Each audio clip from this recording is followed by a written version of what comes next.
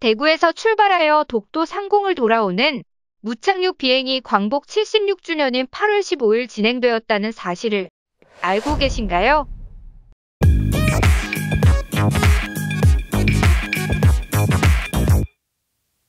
광복절을 맞이하여 울릉도와 독도 상공을 돌아오는 무착륙 비행 행사가 15일 대구공항에서 진행되었습니다. 오전 8시 15분과 오후 2시 45분 2회에 걸쳐 진행된 이 행사는 2025년 개항 목표인 울릉공항을 홍보하기 위해 경북도에서 진행을 하였습니다.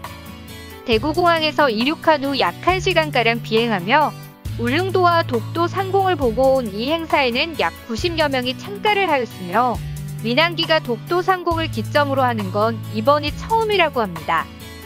한편 독도 상공을 비행하였다는 이 내용은 일본의 많은 언론을 통해서도 보도가 되었습니다. 그중 석가누지의 기사를 일부 소개해드리면 경상북도가 일본 고유의 영토인 독도를 불법 점거하고 있는 상황에서 비행기로 독도 상공을 돌며 유람을 하는 투어를 실시하였다고 보도를 하였습니다. 기사 내용에서부터 억지를 벌이고 있는 석가누지인데 일본의 여러 언론을 통해 보도된 내용을 본 일본의 네티즌은 어떤 반응을 보였을지 지금부터 확인해 보시죠. 석가누지는 정말 참언론이다. 한국이 불법 점거를 하고 있다고 명확하게 기입한 사실에 사실 감동까지 하고 있는 중이다. 일본의 정치가들은 지금 무엇을 하고 있나요? 휴가 떠났나요? 이제는 완벽한 한국 영토이군요. 유람 투어를 하는데도 아무것도 못했다고 하니 말입니다. 일본은 투어 정보를 빨리 확인해서 하지 못하도록 항의를 했어야 했다. 아니면 당일에 자위대를 띄워서 견제를 하는 방법도 있었는데 아무것도 하지 않았다는 점에서 실망이다. 불법 점거를 하고 있는 저 나라가 G7에 가입하겠다는 나라라는 게 하늘이 무너집니다. 일본은 모든 거부권을 행사해서 막아야 할 것입니다. 그런데 여러 고지도를 확인해보면 독도는 조선이 지배를 한다고 나와 있다. 현재 우리 영토인 대마도도 말이다. 독도는 일본의 영토가 맞습니다. 한국은 역사적으로 보면 여러 번 일본을 침입해 학살을 했습니다. 그리고 그 당시 독도를 훔쳐갔습니다. 여러분들은 자민당의 실체를 보고 계십니다. 한국에 아무런 말도 못하는 필요없는 정당이라는 것을 조만간 대마도에도 우리의 영토라고 밝히며 비행을 할 것 같습니다. 중국에 부탁을 해서 독도에 미사일 기지를 건립하는 것은 어떨까요? 한국은 중국에는 아무런 말도 못하잖아요. 독도를 우리가 찾아오기 위해서는 사실상 무력 사용밖에 없습니다. 하지만 지금의 일본은 한국이 소굴이 되어버렸고 반대를 하는 세력도 많기 때문에 무리입니다. 빨리 한국과 단교를 해야 합니다. 이륙을 할 동안 일본 정부는 무엇을 했습니까? 대안의 승리입니다. 축하드립니다. 독도에 신경을 쓸 시간이 없다.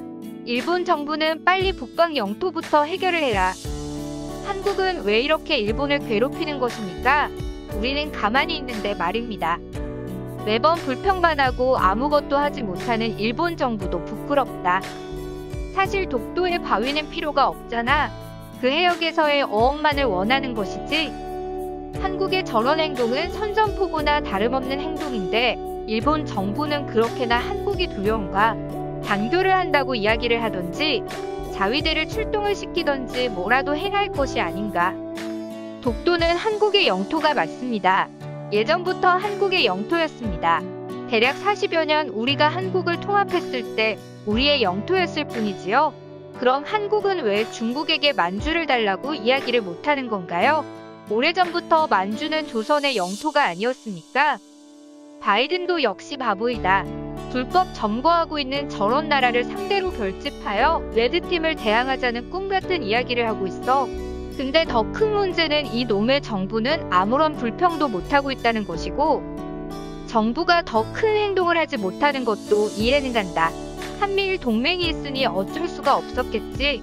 빨리 한국이 동맹에서 빠져야 하는데 레드팀으로 빨리 가 한국. 경제를 제재해야 합니다. 아프간과 중국 때문에 매우 바쁜 바이든이 이런 소식을 들으면 어떤 생각을 하겠어? 한국은 일본을 계속 적으로 대하려고 하면 향후 5년 이내 국력이 떨어질 거야. 명심해. 오늘 준비한 내용은 여기까지입니다. 시청해주셔서 감사합니다.